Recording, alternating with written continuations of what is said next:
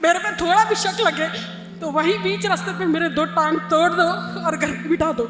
मैं ज़िंदगी भर अपाहिज रहना चाहूँगी लेकिन तालीम से महरूम नहीं रहूँगी। मेरे बचपन का ख्वाब है, अल्लाह गवाह है, ये आज मेरा ख्वाब पूरा हुआ। मैं कभी नहीं सोची थी कि मैं इंग्लिश हाउस अकेडमी और मेरे जो सर है ऐसे हस्ती के साथ मैं इंग्लिश सीखूंगी। 3 वक्त की नमाज अच्छे से पढ़ लेती थी लेकिन फजर की और ईशा की कभी नहीं पढ़ती थी। लेकिन आज सर की क्लास में आने की जब से तहज्जुद भी पढ़ रही हूँ, फजर भी पढ़ रही हूँ और ईशा भी पढ़ रही हूँ। मेरी 9 साल हो गया है तकरीबन मेरी शादी होकर और 12 साल हो गया मैं अपनी पढ़ाई से तुर्क हूँ। पढ़ाई इन द सेंस मैंने पढ़ा बहुत कुछ है, सीखा कुछ भी नहीं, क्योंकि मैं जो हूँ एक government girls high school Urdu medium की हूँ। स्कूल तो था वो लेकिन वहाँ पढ़ाया कुछ नहीं जाता था। 10वीं जमात भी हो गई, 16-17 साल भी हो गए लेकिन हमें उर्दू खुद को पढ़ना नहीं आता था। फिर वहाँ से मैंने अपनी जर्नी शुरू की कि आखिर मैं यहाँ क्यों हूँ, किस लिए हूँ, आखिर मैं क्या करना चाह रही हूँ। अब्बा 4 लड़कियाँ होने की वजह से घर में पाबंद गोशा पड़ता, घर से बाहर ज़्यादा तालीम देने के कायल नहीं थे। मैं अब्बा से एक ही बात बोली कि अब्बा भरोसा है और यकीन है तो ये याद रखिए कि मैं अपनी घर की इज्जत को बाहर लेकर जा रही हूँ। जब बाज़ार में जाऊँ तो ये सोचूं कि मैं किसी और की घर की इज्जत बनने वाली हूँ। अगर लगे आपको कहीं पर भी मेरे पे थोड़ा भी शक लगे तो वहीं बीच रास्ते पे मेरे 2 टांग तोड़ दो और घर पे बिठा दो। मैं ज़िंदगी भर अपाहिज रहना चाहूँगी लेकिन तालीम से महरूम नहीं रहूँगी। मैंने BA किया, B.Ed किया और PG भी किया लेकिन वो सिर्फ पढ़ाई थी। सीखने के लिए जो मेरा जुनून था वो इंग्लिश था। मेरे बचपन का ख्वाब है, अल्लाह गवाह है, ये आज मेरा ख्वाब पूरा हुआ।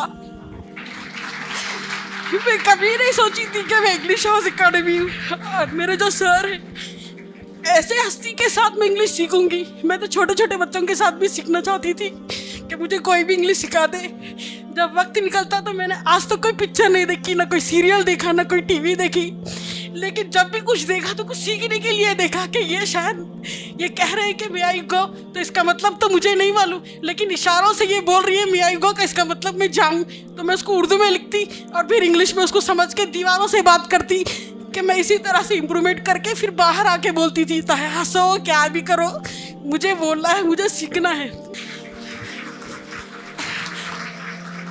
3 वक्त की नमाज अच्छे से पढ़ लेती थी लेकिन फजर की और ईशा की कभी नहीं पढ़ती थी। लेकिन आज सर की क्लास में आने की जब से तहज्जुद भी पढ़ रही हूँ, फजर भी पढ़ रही हूँ और ईशा भी पढ़ रही हूँ। और यकीन मानिए मुझे बचपन की जो ख्वाहिश थी मेरे शौहर की वजह से पूरा हुआ। मेरी सासू माँ ने भी बहुत मेरी हेल्प की। वो कभी मुझसे जितना हो वो काम करे गुड, नहीं करे और वेरी गुड। उनसे जो हुआ वो करते थे लेकिन आज वो सारा काम करने लगे। घर में मेरे 3 बच्चों को संभालते थे, घर का पूरा काम करते थे।